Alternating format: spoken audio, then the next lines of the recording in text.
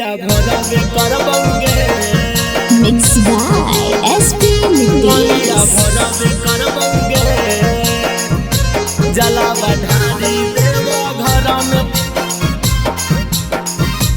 मंगिया भरबे करबौगे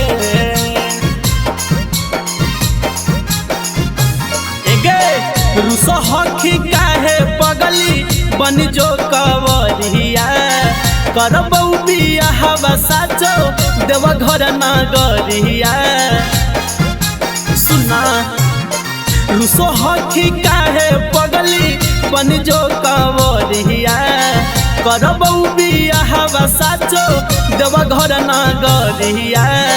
कैले ही वादा जे सब पूरा करबौगे कैले ही वादा जे सब पूरा करबौगे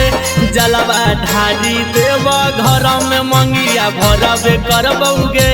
जलवा ढारी देव घर में मंगिया भरबे करबौगे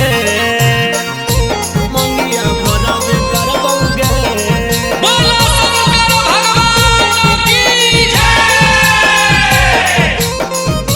जलवा ढारी देव घर में मंगिया भरबे करबौगे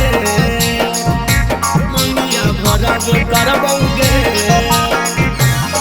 हगे कहमी जे उहे खरीदी हाँ जे रहतौ तोरा मरजी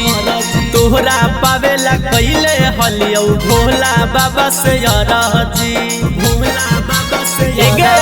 हगे कहमी जे उहे खरीदी हाँ जे रहतौ तोरा मरजी तोहरे पावेला कैले हलियौ भोला बाबा से अरजी अपना पसंद से शंखा पोला दिलैबौगे अपना पसंद से शंखा पोला दिलैबौगे जलवा ढारी देव घर में मंगिया भरबे करबौगे जलवा ढारी देव घर में मंगिया भरबे करबौगे मंगिया भरबे करबौगे नमूना रिकॉर्डिंग स्टूडियो राजगीर. जलवा ढारी देव घर में मंगिया भरबे करबौगे मंगिया भरबे करबौगे हगे जिंदगी सलामत रहतौ रखथुन भोला नजरिया श्रद्धा लेके चले न पगली बहिजू के दुआरिया बहिजू के दुआरिया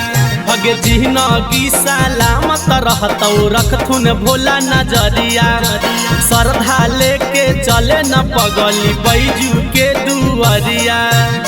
नीरज निगम सरवन के साथ ले जइबौगे रवि नीतीश के पगली साथ ले जइबौगे